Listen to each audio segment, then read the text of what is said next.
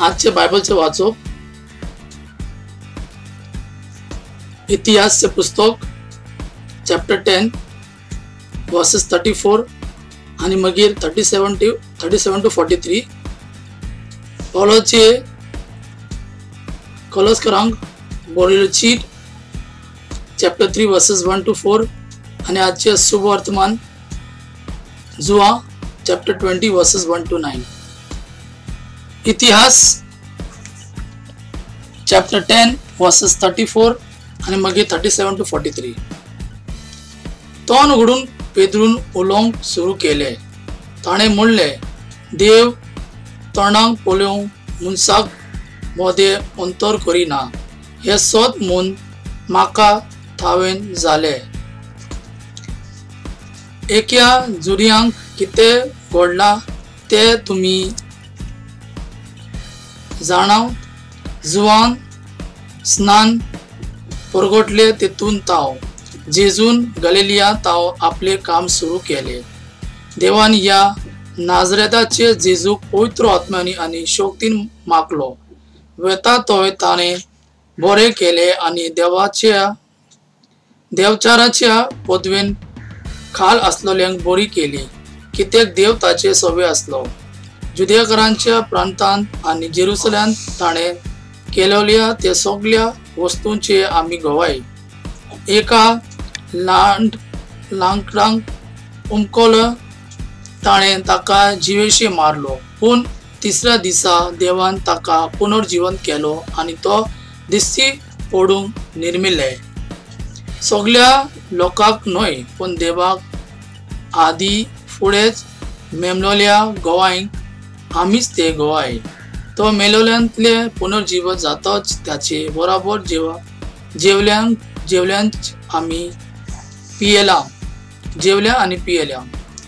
जिव्या आणि मेल्यांच्या मन सोबिदोर आपणाक देवाक नेमलो म्हूण लोकांक परगटूंक आणि हाका गवाय दिवंक ताणें आमकां आज्ञा दिली. ताचेर भावार दवरतात ती सगळी ताच्या नांवान पातकांचे भोगसोणे जोडतात म्हूण सगळे प्रवादी गवाय दितात.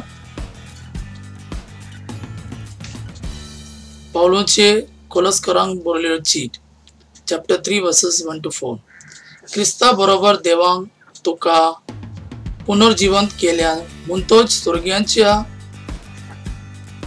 वस्तूचे जावं दी तुझे ओत्रेक. थंय स्वर्गार क्रिस्त देवाचे उजव्या हाताक बसलेलो आसा. तुझे त्या मन स्वर्गीच्या वस्तूचेर न्हय कारण तुम्ही मेल्यांत आणि तुमचे जिवीत क्रिस्ता बरोबर देवा सोबे लिपलेले आसा. तुमचे जिवीत मोल्यार क्रिस्त आणि तो दिश्टी पडतलो तेन्ना तुम्ही या त्याचे बरोबर दिश्टी पडतल्यात आणि ताचे महिमान तुमका वांटो मेळतलो. आजचे शुभ वर्तमान जुआ चॅप्टर 20 वर्सेस 1 to 9